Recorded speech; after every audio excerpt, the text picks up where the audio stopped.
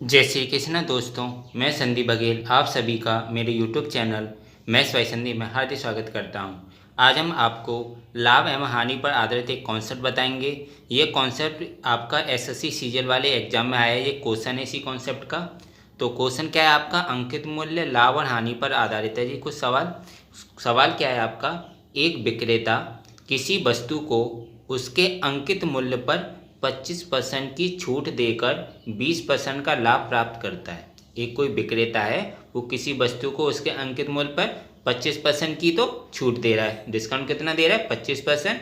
तो डिस्काउंट 25% देने के बाद उसको कितना फ़ायदा ले रहा है? 20% का लाभ प्राप्त करता है। तो सबसे पहले हम एमपी सीपी और एसपी में रिलेशन निकाल लेंगे। सबसे पहली लाइन में दिया अंकित मूल्य पर 25% की छूट। तो अंकित मूल्य पर 25% की छूट, 25% को अगर फ्रैक्शन बनाएंगे तो वो क्या हुआ? 1/4। जब भी अंकित मूल्य पर 25% की छूट की बात आ रही है या अंकित मूल्य पर कुछ डिस्काउंट की बात आ रही है तो रिलेशन किस में लिख लेगा? एमपी और एसपी में।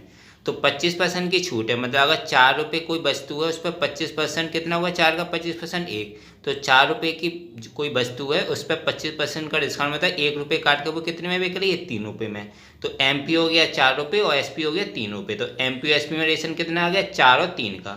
3 मतलब 1 कम क्यों हुआ? क्योंकि 4 का जो 25% 1 था वो 1 इसमें से कम हो गया डिस्काउंट देके। तो एम पी और एस पी में रेशन कितना आ गया? 4 और 3 का। अब फिर उसी में बोल रहा था कि 20% का लाभ प्राप्त करता है। और 20% का लाभ मतलब लाभ हानि किस पे होती है? सीपी और एसपी पे चलती है। तो 20% का लाभ, तो 20% का फ्रैक्शन निकालेंगे वो आएगा 1/5। तो 5 का 20% एक तरह से 1 है। तो अगर सीपी 5 रुपये है तो उसका 20% का लाभ हो रहा है, तो 5 से 1 और जुड़ जाएगा उसका 20%। तो कितना हो जाएगा? 5 से 6 हो जाएगा। तो सीपी और एसपी कितना हो जाएगा? 5 और 6 हो जाएगा। सीपी और एसपी में रिलेशन कितना हो जाएगा? 5:6। और एम पी एस पी में रेशन कितना हो जाएगा? 4:3। अब इसमें भी देखो एस पी आ रहा है, इसमें भी एस पी आ रहा है, तो हम एस पी को इक्वल कर लेंगे। तो एस पी को इक्वल करेंगे तो M P C P S P में रिलेशन आ जाएगा। अब पहली वाली इसमें एस पी आपका 3 और इसमें 6, तो इसमें तो 2 का गुणा कर देंगे, 3 दूनी 6, और इसमें 1 का गुणा कर देंगे, 6 एकम 6, तो एस पी इक्वल हो जाएगा। तो इस पूरे में गुणा करना पड़ेगा। तो एम पी सी पी और एस पी में क्या रिलेशन आएगा? एम पी सी पी और एस पी में रिलेशन आएगा, 2 का इसमें गुणा किया, 2 चौक 8, तो एम पी 8 हो गया। और इसका इसमें 1 का गुणा किया सी पी में, तो वो 5 का 5 रहा। और एस पी कितना हो जाएगा? इधर 3 दूनी 6 और इधर 6 एकम 6, तो दोनों में बराबर आ रहा है, तो एस पी कितना आ गया आपका? 6 आ गया। तो एम पी एस पी और एम पी सी पी और एस पी कितना आ गया आपका? 8, 5 और 6। तो जी M P C P S P में आपका रेशियो आ गया। अब उसी क्वेश्चन की दूसरी लाइन पढ़ेंगे। उसमें क्या बोल रहा है? यदि वस्तु का क्रय मूल्य 15% कम हो जाता है, मतलब इसमें क्या कर रहे हैं? क्रय मूल्य को 15% कम कर रहे हैं। तो अभी देखो एम पी सी पी और एस पी में वो रेशियो कितना है आपका? 8, 5 और 6 का। तो सी पी को 100% बनाने के लिए, 100 बनाने के लिए जो 5 है तो इसमें कितने गुणा करना पड़ेगा? 20 का, क्योंकि हमें उसका 15% कम करने में आसानी रहेगी। तो सी पी को 100 बनाना है तो 5 में कितने गुणा करना पड़ेगा? 20 का, तभी 100 होगा। तो पूरे में 20 का गुणा कर दिया, तो 20 अट्टे 160 हो गया। तो एम पी आपका मान लो 160 रुपये हो गया। और सी पी कितना हो गया आपका? 20 पन्ने 100 हो गया। और एस पी कितना हो गया? 20 छिक्के 120 हो गया। तो वर्तमान में एक तरह से उनका क्या हो गया? एम पी आपका 160 रुपये, सी पी 100 रुपये और एस पी 120 रुपये हो गया। अब यहाँ से आपका पूरा डाटा तैयार हो गया। अब बोल रहा है उसी लाइन में, यदि वस्तु का क्रय मूल्य 15% कम हो जाता है, ध्यान देना, वस्तु का जो क्रय मूल्य है 15% कम हो जाता है, तो अब उसे उसी अंकित मूल्य पर कितने प्रतिशत की छूट देनी चाहिए ताकि उसका लाभ प्रतिशत पूर्ववत बना रहे। मतलब जो उसका लाभ प्रतिशत है वो आपका चेंज नहीं हो रहा है, पहले जैसा ही है। तो सबसे पहले हम ये चेक करेंगे इसमें लाभ प्रतिशत है कितना। आपका सी पी 100 रुपये और एस पी 120 रुपये, तो 100 का 120 हो रहा है, तो एक तरीके से क्या हो गया? 20 रुपये इसको लाभ हो रहा है, तो 20/100, 100 आपका क्या? सी पी, तो 20/100 गुणा 100, तो आपका परसेंटेज कितना आ गया? लाभ परसेंटेज 20 से जी 5 बार कट गया, 5 से जी 20 बार, तो आपका जो लाभ प्रतिशत आ गया कितना आ गया? 20 आ गया। तो मतलब आपको जी पता चलेगा जो लाभ प्रतिशत है वो कितना है आपका? 20% है, मतलब लाभ में कोई चेंजिंग नहीं होगा। अब वो बोल रहा है कि वस्तु के क्रय मूल्य में 15% कम हो जाता है। अब वस्तु का क्रय मूल्य कितना था? उसका क्रय मूल्य आपका 100 रुपये था, और क्रय मूल्य में 15% कम करने पर तो 100 का कितना हो जाएगा? 15% कम करेंगे, सीधे 100 का 15 कम कर दो माइनस, तो 85 हो गया।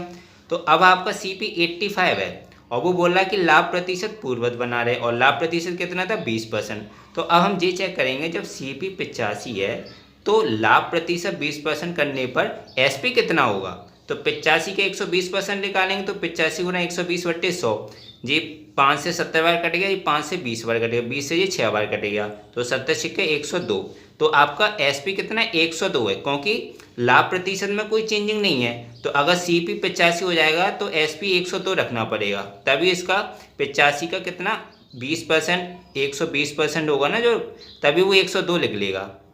तो क्योंकि वो बोल रहा है कि लाभ प्रतिशत पूर्ववत बना रहे, तो लाभ भी अभी देखो इसमें भी 85 102 हो गया, तो अभी भी इसमें लाभ प्रतिशत कितना है आपका 20% का है, और पहले भी देखो जब 100 और 120 था तो अभी 20% था। तो अब आपका एसपी कितना आ गया? 102 आ गया। एमपी में कोई चेंजिंग नहीं हुई, तो लाभ प्रतिशत पूर्ववत मतलब 20% ही करना है। तो अब एसपी आपका 102 हो गया, जो आपका पहले एसपी 120 था अब कितना हो गया 102, क्योंकि सीपी 85 माना है। और एमपी अब कितना है? एमपी तो आपका 160 है। तो जब एमपी 160 है और एसपी आपका 102 है तो इसमें प्रतिशत छूट निकाल लेंगे। मार्केट प्राइस आपकी 160 रुपये और सेलिंग प्राइस है 102 रुपये, तो कितनी प्रतिशत छूट होगी? तो 160 में से 102 घटा देंगे अपॉन 160। 160 क्या है ये उसका मार्केट प्राइस गुणा 100, तो 160 में से 102 घटाया तो 58 बचा, अपॉन 160 गुणा 100। तो इसको सॉल्व किया तो जी कितना आया 36.25%। तो उसका जी क्या आ गया एक तरह से जी उसका आ गया उसका प्रतिशत छूट। तो वस्तु का क्रय मूल्य का 15% हम कम कर रहे हैं, मतलब 100 का 85 कर रहे हैं और लाभ प्रतिशत पूर्ववत बना रहे हैं। तो 85 का लाभ प्रतिशत 85 का 20% कितना है?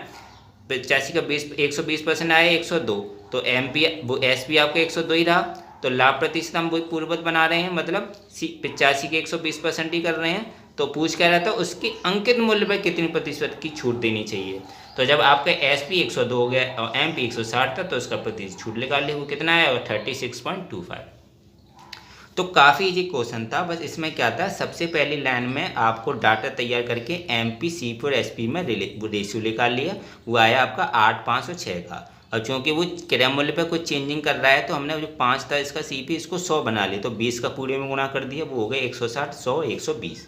फिर हमने क्या किया, फिर इसमें लाइन में हमने पढ़ा उसने बोला कि जो लाभ प्रतिशत है वो पूर्ववत बना रहे, तो हमने जी चेक किया कि लाभ प्रतिशत हो कितना रहा है। अगर एमपी 160 है, सीपी 100 और एसपी 120 है, तो लाभ प्रतिशत कितना हो रहा है? सीपी और एसपी में निकलता है लाभ प्रतिशत, तो लाभ प्रतिशत आ रहा था आपका कितना 20%। इसमें देखो 100 रुपये से 120 रुपये, तो 20 रुपये इसका लाभ हो गया, 20/100 गुणा 100 तो 20%। तो हमें जी पता चलेगा कि लाभ प्रतिशत कितना है उसका, लाभ प्रतिशत जो था वो कितना था 20% था। अब वो बोल रहा था कि क्रय मूल्य पर 15% कम कर देता है। अब चूंकि हम क्रय मूल्य को 15% कम करेंगे तो 100 का हो गया 85, पहले क्रय मूल्य कितना था आपका 100 रुपये था, अब तो 15% कम करा तो 85 हो गया।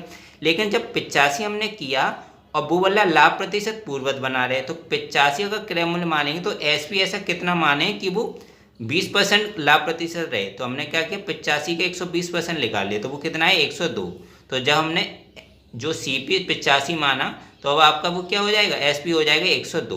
तो अब एमपी सीपी एसपी एक तरह से क्या हो गया, एमपी आपका 160 हो गया, सीपी आपका 85 हो गया, 15% कम करा तो एसपी अब आपका 102 हो गया। अब आपका डाटा नया वाला जी हो गया, जो वर्तमान का 160 100 120 था, तो अब जो फ्यूचर का क्या हो गया 160 85 102।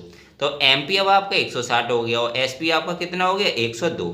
अब एमपी और एसपी आपको पता चलेगा, तो अब इसमें हम प्रतिशत छूट निकालेंगे। तो प्रतिशत छूट कैसे निकालेंगे, एमपी एसपी में जो अंतर अपन एमपी गुणा 100, तो एमपी 160 है और एसपी 102 हुआ, तो 160 में से 102 घटाया अपन 160 गुणा 100, तो इसको सॉल्व किया तो कितना है 36.25%।